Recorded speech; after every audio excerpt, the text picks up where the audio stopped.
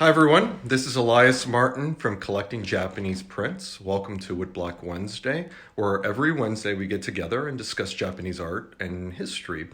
I'd like to thank all of you who attended my talk in Chicago. It happened last week on Thursday at the Japanese Cultural Center here. And we had a really great talk. All of us just sort of enjoyed each other's company and discussed woodblock prints pertaining to self-portraits. We had some paintings on hand as well, and I thought everyone really, we all had a great time. So thank you for attending. And what I plan on doing is having a talk there in Chicago at the Japanese Culture Center once every quarter. So, the next one will be sometime in the middle of winter, I think, and so on, and we'll move from there.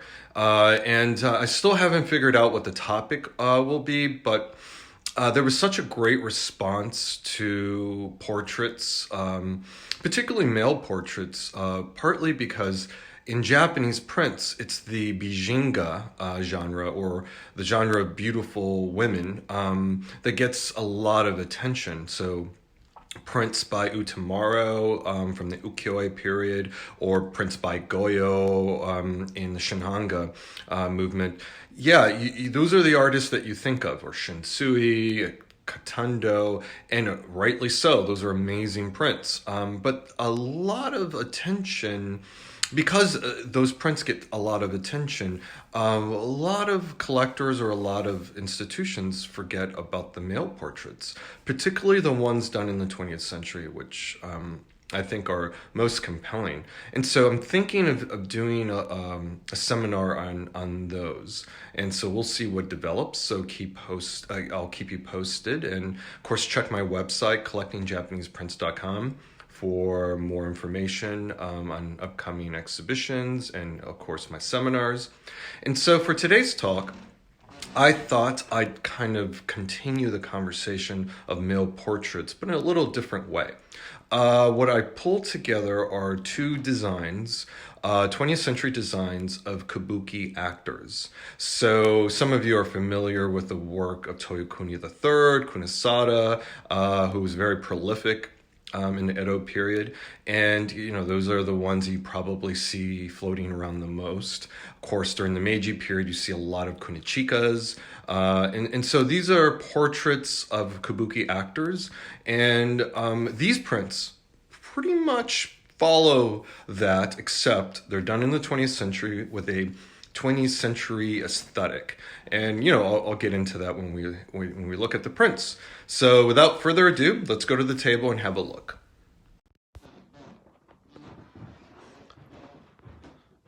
So the first work I'd like to discuss is a print by Gen Yamaguchi.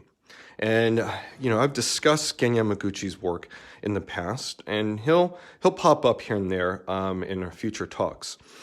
He was a student of Onchi, and he, of course, like Onchi, developed a style where they utilize found objects in their printmaking. So in this particular print, there is a really interesting design that is printed with a piece of wood. And the story goes that Gen Yamaguchi was walking down the street and then walked into his yard and just looked at a piece of his fence, and he saw a face. And he thought, well, wouldn't that be great to use to print? And so he cut it out, and he actually used that portion of the fence to print this portion of the design. And so what you see here is, here's the nose, here's the mouth, here's the eye, and that is very pronounced. There's a kind of a darker, kind of a brownish black here and here and here that bring out those aspects. Excuse me. That bring out those aspects in the face. And here is kind of also an interesting form. This almost has kind of a leaf-like form. But the way that I read this print is this is the profile of an actor looking to your right, and this is sort of his torso. And so, but at the same time, it's abstract. So these figures or parts of these aspects of the figure are sort of floating around in this sort of gray background, which is printed with a wood block as well. But they work. It's actually extraordinary design. It's has a really strong contemplative quality to it, and so when you're looking at it, the design sort of pulls you in. And it's not loud. It's very profound and quiet and contemplative. And, it's interesting because the No plays in Japan, which are different from kabuki plays. No plays are much older than kabuki. And actually, the No theater was more accepted by the governing regime or the shogun of Japan, and they're more austere. And usually, the narrator of the particular play is a hero, but his origins are always supernatural. And so there's this, supernatural origin that sort of enters the earthly realm, and then that hero emerges, and basically the narrative of the play is his story.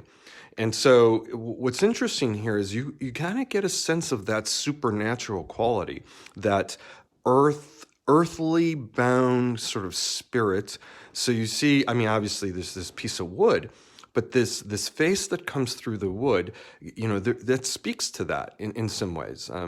I hope I don't feel like other people out there are thinking I'm sort of stretching for this, but I actually feel that way. I do feel that this design has it sort of accentuates that quality to it. It's very otherworldly in some ways, and it has this element of transformation.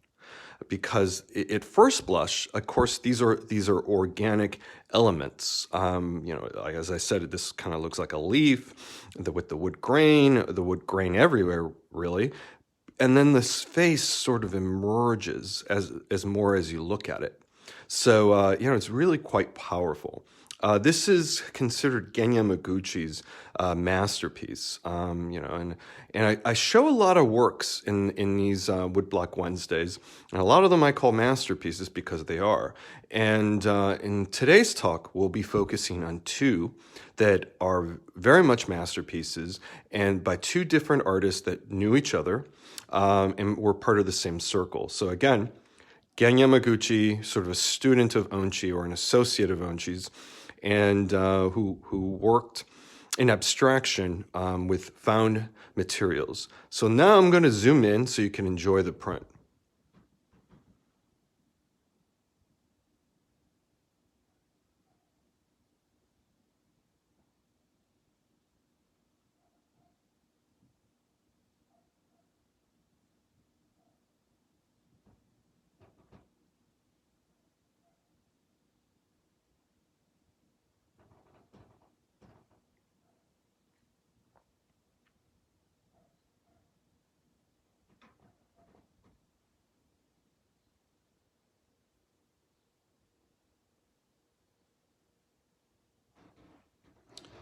Now the next print I want to talk about.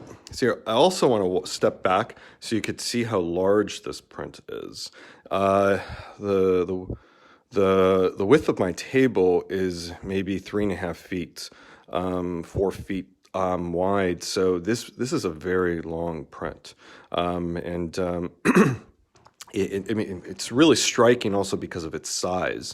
It's almost, if I could call it life size for the actor. The head portion very much is life size, if I can call it that, because it's such a unique form. But yeah, that face is really strong there. Now, the next work is by Takumi Shinagawa.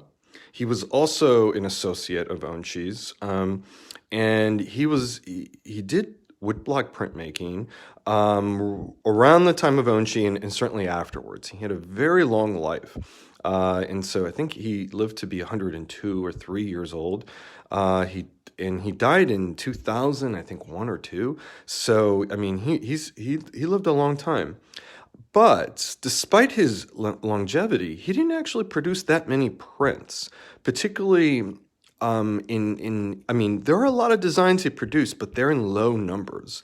So Shinagawa's work, particularly from the 50s, is quite rare. And, I'm not quite sure why, other than maybe he understood printmaking much like Onshi, or he would make, a design and then make multiple impressions based on his feeling about it. And so, I mean, there are a couple designs by Shinagawa that I know are unique or done in 2 or 3 states.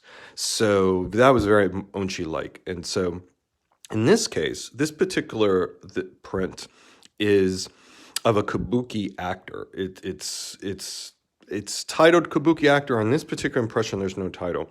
But when I first saw this print, and this is over 20 years ago, I didn't immediately see the face. And so I'll point it out so that everyone can quickly take note. The black outline here is the profile. Here's the nose, here's the mouth, chin, and of course the eye. When you're looking at it, at first blush, you see these beams that are sort of pulsing, and those two sort of jet out towards the viewer, and you sometimes associate the eye connected to these sort of these pulsating sort of beams, but really the eye is with the profile of the actor looking to the viewer's left. It's a really striking design that captures all of the drama that is in kabuki. And it almost, it plays on the idea of the lights in the on stage, and the swirling sort of motif also sort of suggests this magical realm of theater. And and I think it's a great pair actually with this Gen Yamaguchi. Well, because for one reason, if I put them together, they're sort of facing each other, which is kind of cool. But also the way that each artist approaches the portrait of the kabuki actor. This one's really dramatic. It's vibrant. There's this pulsing energy, as I've noted, and this one is contemplative, but in a way that is really powerful, equally as powerful to the Shinagawa. The other aspect of the printing I want to point out is there's this wonderful mica. It's like a silver mineral pigment that's applied to most of the surface of the print, and then it's really hard to capture, but it's on there. And then you could also see kind of the wood grain in the background. This impression is basically the first state, the earliest impression of this design. And I just by chance have another impression. This is still early. This impression could have been printed maybe within months of this impression. But this is the second state. And what I mean by state is there's a change in the color block. And this is the design you're more likely to see out in the marketplace. Now, is it not as good? I think both are great.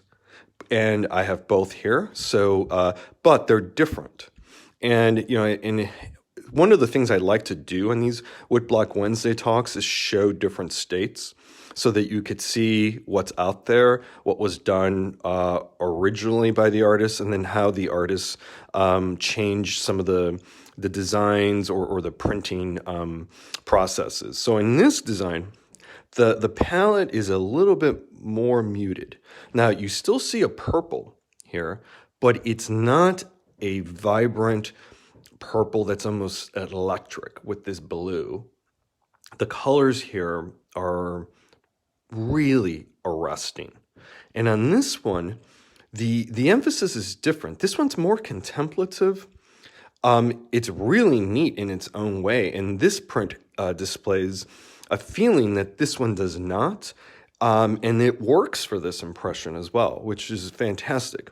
And this is a sign of a master artist changing nuances to the prints, and then also getting a different feel. So in this print, besides the purple being darker, the black is more pronounced, and it's done in a shinier black, and the mica is stronger. Whereas here, you see, there's actually no mica in the black. The mica's on the purple and on the blue. And also, there's kind of a shiny kind of lacquer black that's used on the profile of the face.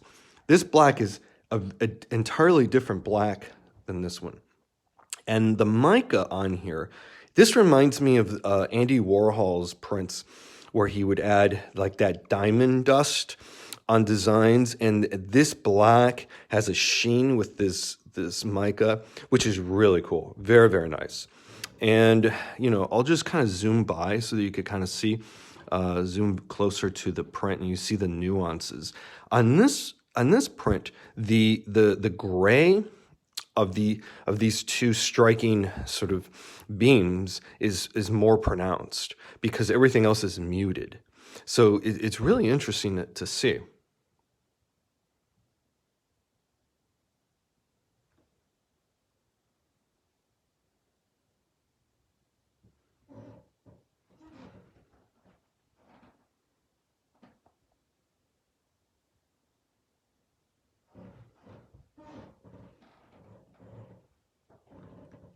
Now, one thing I should point out for connoisseurs of these prints, and I should mention that all three, or the two designs, belong to the Sosaku Hanga tradition.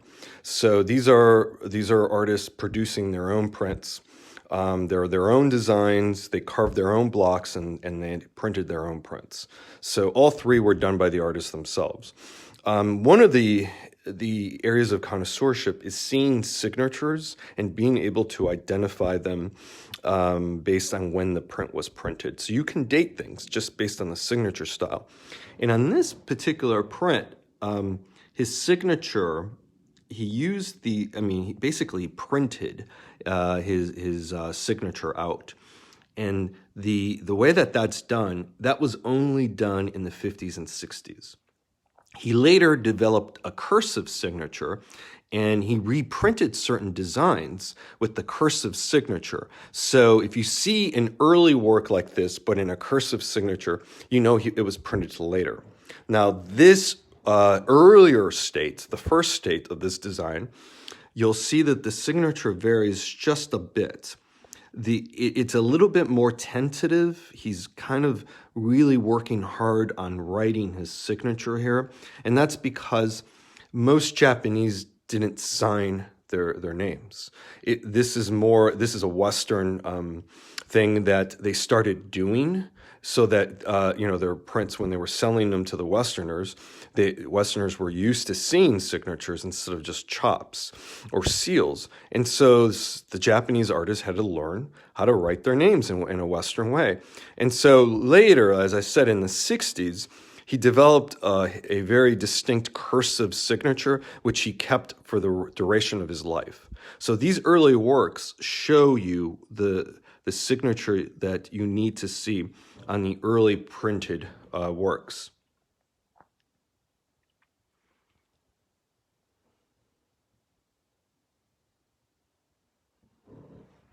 I think it's really neat to be able to show both of these two prints together.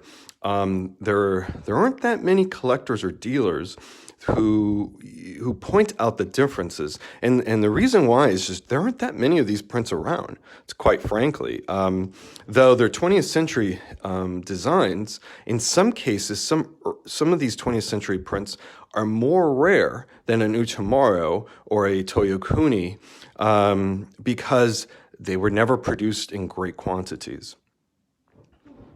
So now I'll just kind of pan out so you could see all three on the table there. So sort of just to recap, I've presented two designs, three prints, by important Sosaku-hanga artists, Gen Yamaguchi and Takumi Shinagawa. And both of these artists worked with Onchi during the 50s, late 40s, early 50s, and so on.